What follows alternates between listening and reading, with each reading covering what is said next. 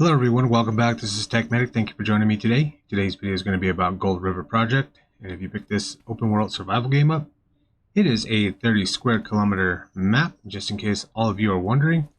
And we're going to start off with some general tips in no particular fashion. So let's go ahead and talk about number one.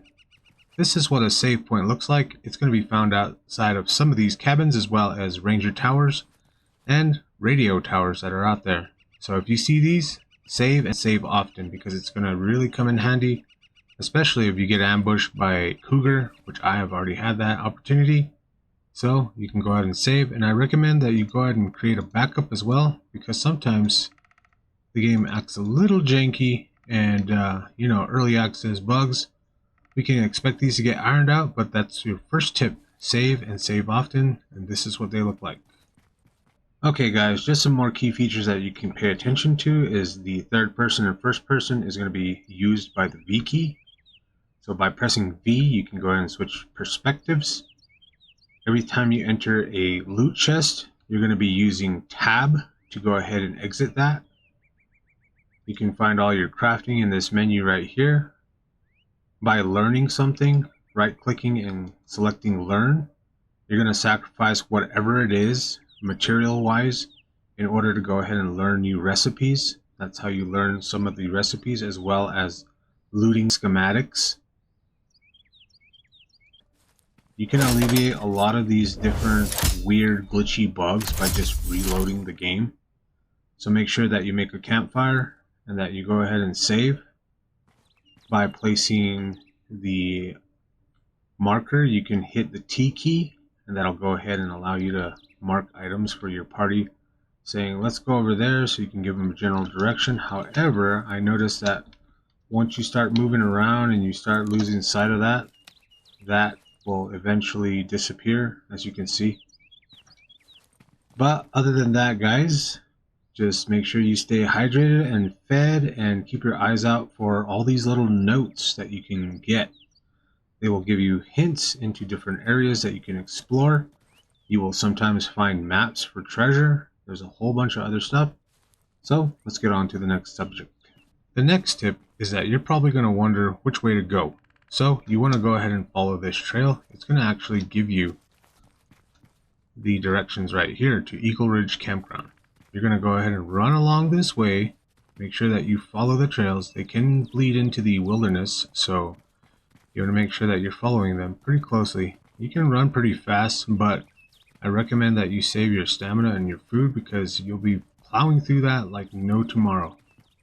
So you also want to keep an eye on the trees as well, because the trees will have some resources hung up high. And as we see here, as we come up to the Eagle Ridge Campground, we can go ahead and make our way down. You're going to find two backpacks here. And of course, it's going to look like somebody was here. There's going to be a backpack way up there. If you can see it, you can go ahead and hold a rock. And what we can do here is we can just go ahead and toss one of those. We can hit that down. That'll go ahead and give us the opportunity for it to fall straight through the ground. And if that happens, that's okay, because you can always run straight over here to this camp. There's plenty of things to pick up over here, like food, water bottles, things like that. But if your backpack falls through the ground, you can also come over here and pick up this one in the water. Okay, so if we go ahead and actually scroll down and open it up, you can go ahead and get a fish. So we're going to go ahead and put this fish in our inventory and swim back to shore. And in case you're wondering how to go ahead and deal with that fish, you do not need any matches or any knives to go ahead and deal with the fish. So already in your backpack, you have the ability to go ahead and craft a fire. I'm going to go ahead and pick up another rock. And I'm going to go ahead and toss that down for now. So what we can do here is we can take our fish and we can quarter it. That's going to go ahead and break it up into 4 separate parts. And then you can go ahead and craft that campfire, and we can place that. So, as you can see here, we can also save our game at the campfire. Once we have that, all we have to do is drag on some sticks, and that's going to be quite enough fuel. And if you have a pan to cook with, you can also place that down. What that is going to allow you to do is it's going to allow you to go ahead and add different quartered items. Like if you pick up potatoes or cabbage, you can go ahead and break those down, and you can actually use them as ingredients inside of the pan. So with that, we're just going to go ahead and ignite, and as you can see here, our fuel is already consumed, and we can go ahead and craft it. I recommend that you pick up the fish after you craft it, otherwise it's going to stack. As you can see here,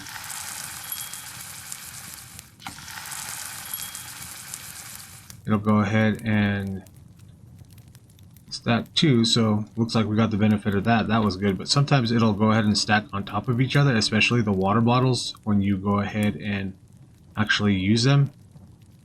And that's basically the same way, is that you get one of these water bottles, you have to hold it in your hand, and that'll allow you to go ahead and refill the bottle. And as you can see here, we went ahead and got some dirty water, so we can go run back to our camp, and we can go ahead and craft this, and that'll go ahead and allow us to, if we can get the right angle, to pack that up. And I believe we have one more fish that we can go ahead and cook, and that's going to be how you go ahead and handle that.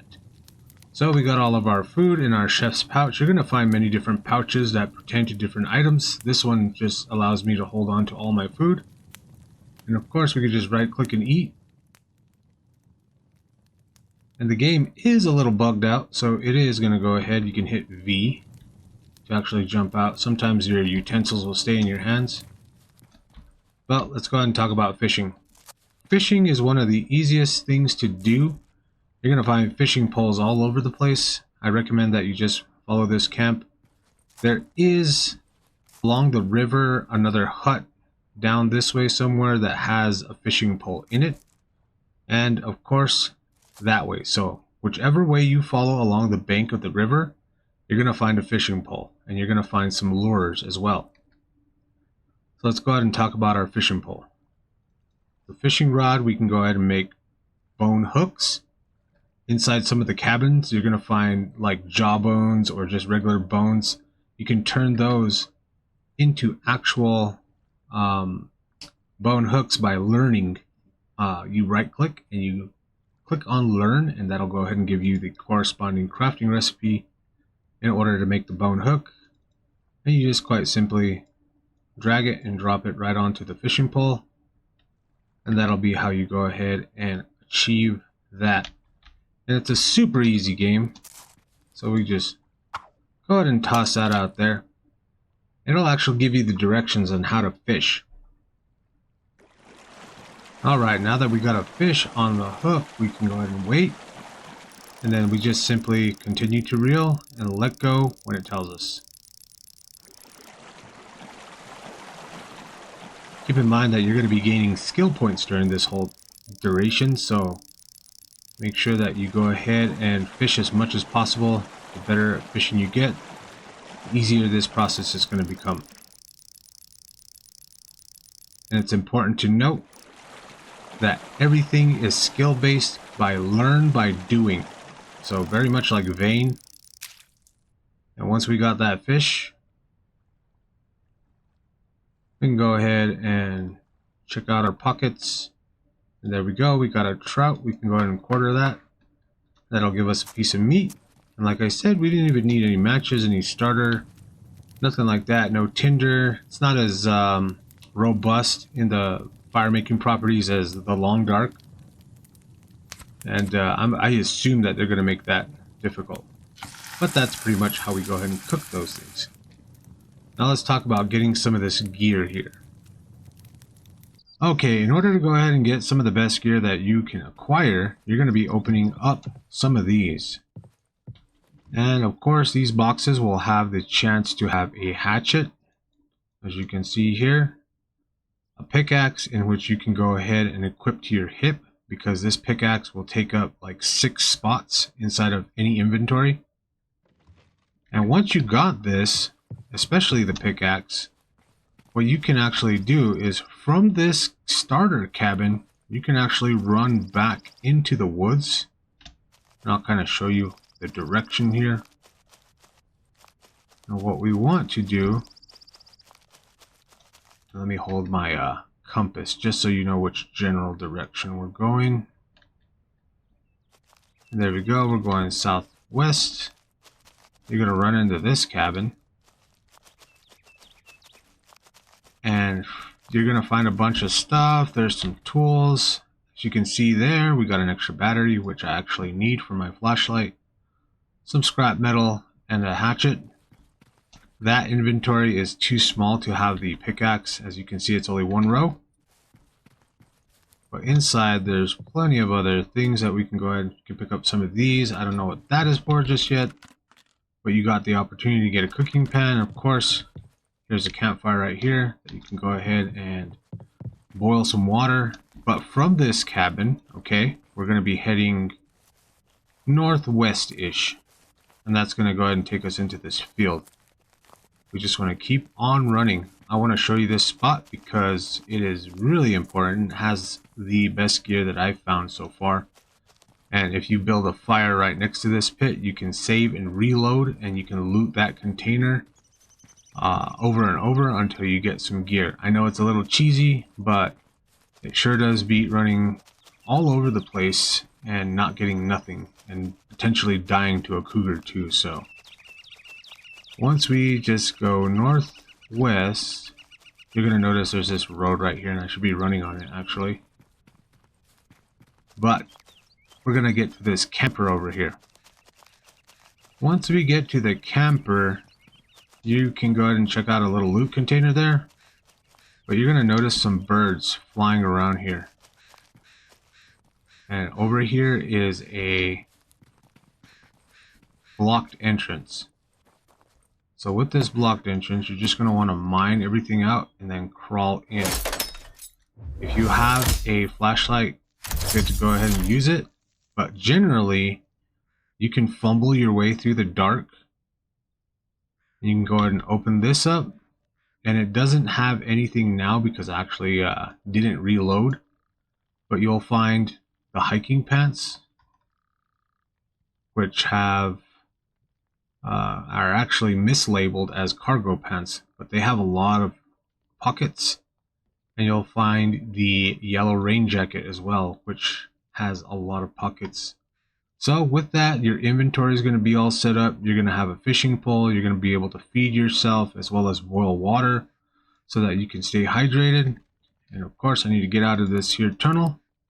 And that'll be the basics that you need to understand about the game. And remember that you can only place tents inside of a camping designated zone. And you can only place your bedrolls inside of that zone as well. You can place campfires pretty much anywhere so that you can save and cook, which is really good because all it takes is 5 rocks and 5 sticks. And with that, guys, please stay tuned for more, as I'll be making some more content on this video game specifically. And thank you very much for your time. Please like, subscribe, comment, and we'll see you all in the next one. Have a good night.